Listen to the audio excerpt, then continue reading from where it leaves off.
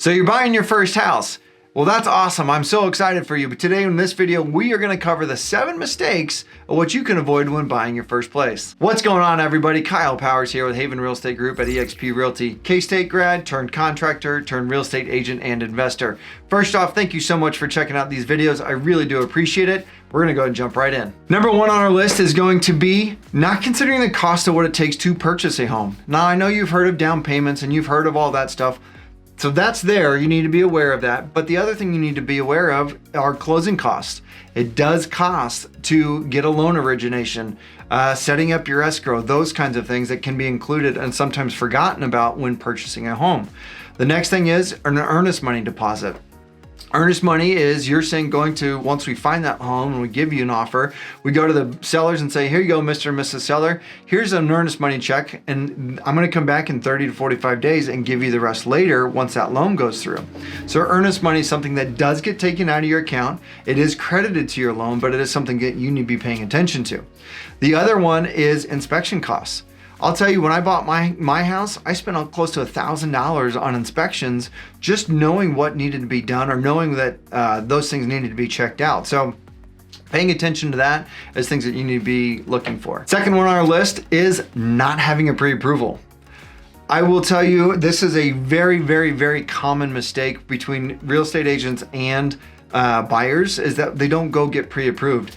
The reason being is not because we just want to make sure that you're a good buyer, all that kind of stuff. The reason being is that we don't want to waste your time, you don't want to waste the seller's time, and you don't want to waste the real estate agent's time, because it's all valuable stuff.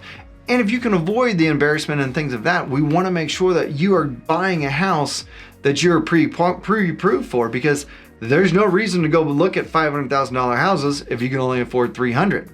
I call it champagne taste on a beer budget. And that's okay. If that's all you can afford right now, that's okay. I know for me, I don't want to afford a $500,000 home. If you're liking this content and you do enjoy these videos, please go and hit that subscribe button. Go and hit that little bell so you get notified of any future content, and give us that like, because it does help us grow the channel. Thank you again for watching. We'll get back to the video. Number 3 on our list is skipping the inspection. I don't care if it's a brand new build, a house built in the 1900s, I don't care what it is, I would always highly recommend having an inspection done. A whole home inspection, an HVAC inspection, radon, termites, whatever the works, put that house through the ringer. Because even if you don't ask for those things, I highly recommend it, because you need to know what you're getting into when you buy this home. And I'm not saying the seller's hiding anything or anything along those lines, but I definitely want to make sure that my buyers know what they're getting into when they purchase. Going in and making an educated decision is never a bad thing. Number 4 on our list is failing to consider the additional costs that come when you buy a home.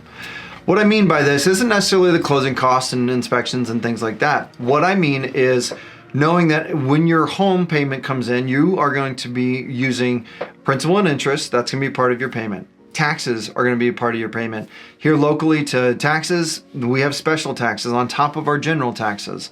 Then you need to be focusing in or factoring in your insurance as well. And that all goes into your payment piece of that. Then after you close and you're starting to make those payments, a home is going to have maintenance. Regardless of what it is, you're going to have to mow the lawn, paint the house, fix the windows, fix the fences, whatever it is. There's going to be little things that you need to consider that are going to come up after the fact. And knowing that once you're in there, that you are not drowning in a house payment. So being house poor is a real thing. And so I always want to make sure that people understand there's going to be additional costs after you buy. Okay, so just make sure you take that into consideration. 5th one on our list is going to be similar to the 4th one, and it's unexpected expenses. Here's the thing. We talked about maintenance. There's a lot of that stuff.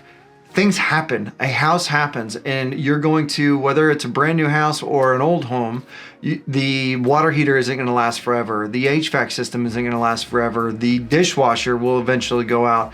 Little things like that that are going to happen that I wouldn't consider maintenance, but having that little fund, if you will, of having the emergency fund that you actually are working at.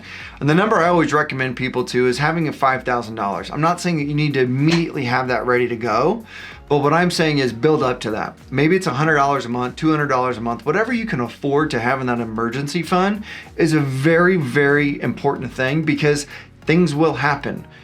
And plumbers aren't cheap, electricians aren't cheap, HVAC people are not cheap. So unless you can do all of that stuff, then that number can come down. But I would tell you that things will happen and you need to be prepared for those. So having a fund, an emergency fund for those unexpected expenses is something that you need to try to make sure that you're ready for, because that fifth one on our list of unexpected expenses can be a detrimental one. Number 6 on our list is becoming too attached to a property and overpaying for it. Now, I will tell you that's what I'm here for as your real estate agent.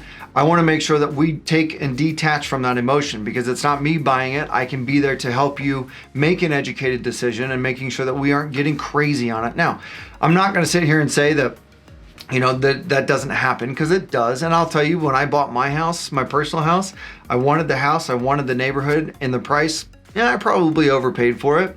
But that's okay, because I enjoy the neighborhood and honestly, I love the house.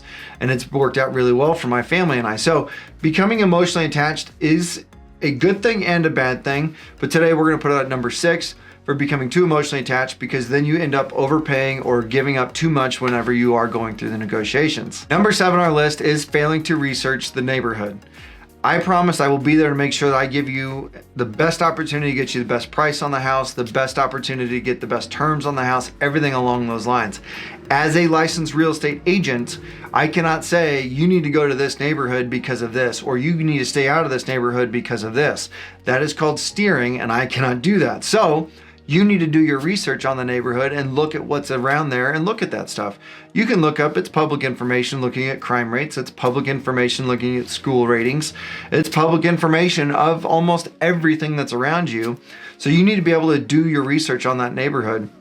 And I can talk to you a little bit about, like, this is what I know about this neighborhood, this is what I know about this neighborhood, and you can make those decisions on your own. But I cannot say, oh, stay away from this one because of this. That's called steering. I can't do that. So make sure you do your research. Thank you so much for watching this video. I really do appreciate it. As always, if you are enjoying this content, go ahead and hit that subscribe button.